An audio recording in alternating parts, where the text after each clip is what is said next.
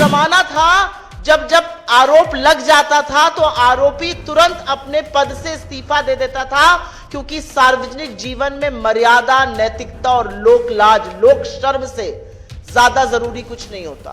आज बेधड़क बेखौफ जीवेश मिश्रा जी जो हैं वो मंत्री बने हुए हैं, उनको पूरा पूरा संरक्षण तथा कथित करप्ट डबल इंजन की सरकार दे रही है।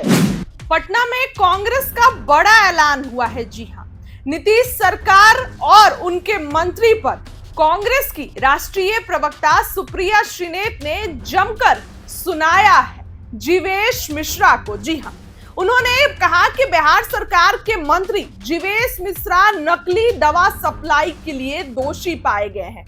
एक प्रेस वार्ता के दौरान बिहार के नगर विकास मंत्री जीवेश मिश्रा दोषी हैं। पहले किसी पर आरोप लगता था तो सजा होती थी, कार्रवाई होती थी, तो वो इस्तीफा दे देते थे, लेकिन अब जीवेश मिश्रा को संरक्षण प्राप्त है और पद पर काबिज है। इस व्यक्ति को कोई लोक लाज नहीं है। सुप्रिया श्रीनेत ने कहा कि जिस मामले में वो दोषी पाए गए उसमें 5 साल की सजा का प्रावधान है, लेकिन ये सार्वजनिक जीवन में आराम से जी रहे हैं। दोषी करार होने के बाद इनको फाइन किया गया और पर्यवेक्षक रखा गया। मंत्री पर ये जो है नजर रखेंगे। सुप्रिया श्रीनेत ने बिहार की बिगड़ती कानून व्यवस्था को भी लेकर सवाल उठाया, लेकिन जीवेश मिश्रा को भड़ भड़ के सुनाया। पूरा बयान सुनिए कि क्या कुछ कहते नजर आ रही हैं कांग्रेस की राष्ट्रीय प्रवक्ता सुप्रिया श्रीनेत। बिहार की खबरें पढ़ो तो वाकई में रूह कांप जाती है और समझ में नहीं आता कि आधी आबादी के साथ, कारोबारियों के साथ, बच्चियों के साथ, बच्चों के साथ हो क्या रहा है बिहार में। और उस पर अभी मैं डिटेल में जरूर बात करूंगी, आंकड़ों के साथ बात करूंगी, क्योंकि बिना आंकड़ों के हवाई बात करने की ना हमारी आदत है और ना हम लोग तोहमत लगाते हैं। लेकिन आज एक और बड़ा मुद्दा है जो कि दिखा रहा है कि बिहार में हो क्या रहा है। सत्ता में जो काबिज हैं उन्होंने मर्यादा की, उन्होंने नैतिकता की, उन्होंने सार्वजनिक जीवन में लोक लाज की धज्जियां उड़ा दी हैं।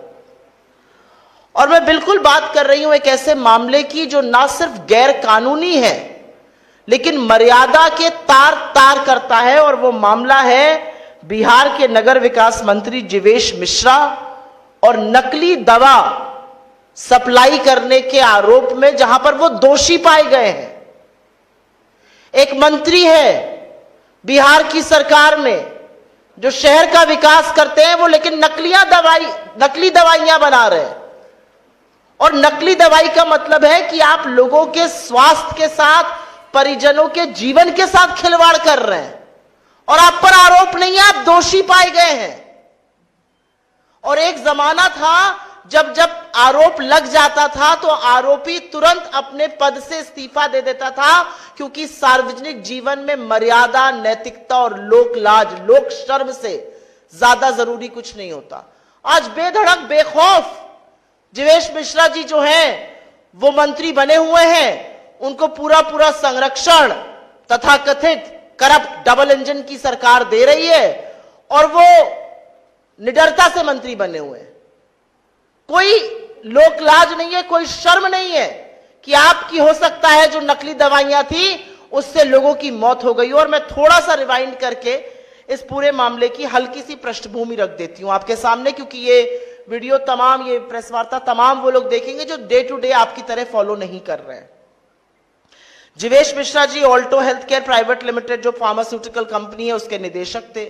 राजस्थान में ड्रग इंस्पेक्शन में पाया गया कि उनकी टैबलेट सिप्रोलिन 500 नकली है, वो गुणवत्ताओं पे खरी नहीं उतर पाई और इसके चलते वो और उनकी कंपनी दोषी पाई गई। आपकी जानकारी के लिए जिन धाराएं उनके ऊपर लगाई गई हैं उनका जरा सा विवरण कर देती हूं। धारा 16(1) बताती है कि अगर दूसरी सूची में गुणवत्ता पाई ना जाए तो ड्रग नकली मानी जाएगी। धारा 17 बताती है कि नकली ड्रग का मतलब यह होता है कि अगर कोई चर्चित ड्रग है उसका नाम चुराकर या उस तरह की बनाकर बिना मानक पे खरे उतरे कोई ड्रग बेच रहा है वो नकली है। धारा 18 बताती है कि निर्माण और बिक्री पर रोक कैसे होती है, कोई भी व्यक्ति ऐसी दवा नहीं बेच सकता जिसकी गुणवत्ता ठीक ना हो, जो नकली हो या जो गलत ब्रांडिंग से बेची जा रही हो। और इन सब पर वो दोषी पाए जा रहे हैं। असलियत यह है कि इन सब पर दोषी पाए जाने के बाद जिस तरह की सजा उनको हो सकती थी, वो 1 साल से 3 साल के लिए जेल जा सकते थे,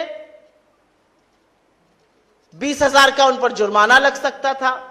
अन्य धाराओं में वो 3 महीने से 1 साल तक जेल जा सकते थे, वहां पर भी आर्थिक जुर्माना था। जानकारी नहीं देने पर अलग से सजा है, रिकॉर्ड ना देकर जानकारी छुपाने पर 1 साल की जेल या 1 लाख तक का जुर्माना है। लेकिन क्या हुआ? नीतीश बाबू के मंत्री, नरेंद्र मोदी जी के चहेते एक ऐसे व्यक्ति का क्या हुआ? क्या उनको सजा मिली?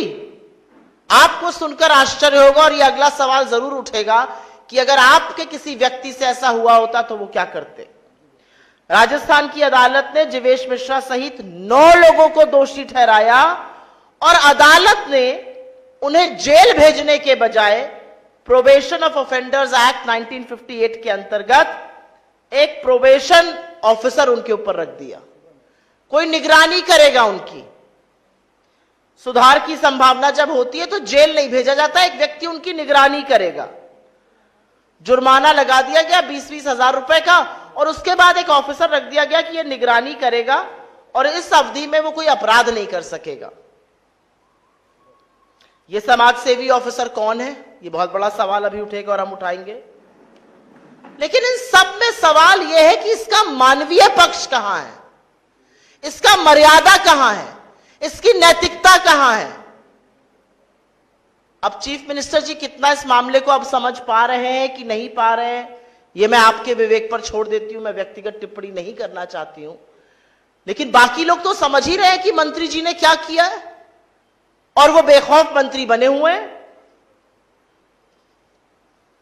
आप मुझे बताइए, अगर आपके किसी जानने वाले की कंपनी में नकली दवाइयों के मामला पकड़ा जाता और दोषी सिद्ध होता तो ऐसे ही छोड़ दिया जाता प्रोबेशन ऑफिसर डालकर, वो ऐसे ही अपने पद प्रतिष्ठा पर बैठा रहता।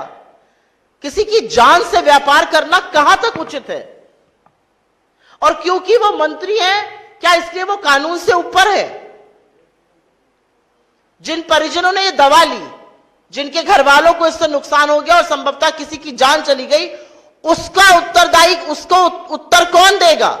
उसकी जवाबदेही कौन तय करेगा? हमारी इस मंच से कुछ मांगे हैं और हमारी पहली मांग है कि सार्वजनिक जीवन में रहने वाले व्यक्ति की जवाबदेही ज्यादा तय होनी चाहिए और ऐसे व्यक्ति को मंत्री पद पर बने रहने का नैतिक अधिकार तो बिल्कुल नहीं है। अगर आप दोषी पा लिए गए, आप नैतिकता से उस पर नहीं रह सकते। असलियत यह थी कि अगर 1 से 3 साल में आपको 2 साल से ज्यादा की सजा होती तो आप सार्वजनिक जीवन से ही बाहर हो गए होते, लेकिन वो नहीं हुआ। आपको प्रोबेशन ऑफिसर दिया गया।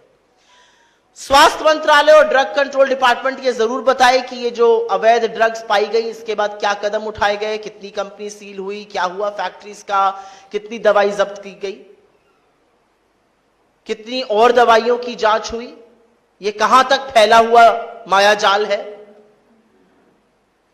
और जैसा कि मैं बार बार कह रही हूं, अगर ये किसी आम नागरिक ने किया होता तो क्या उसके साथ भी यही रुई के फाहे की तरह ट्रीटमेंट होता या उसको जेल में डालकर जवाबदेही तय होती कि तुम्हारी दवाई से लोग बीमार पड़े या लोगों की संभवतः मृत्यु हुई।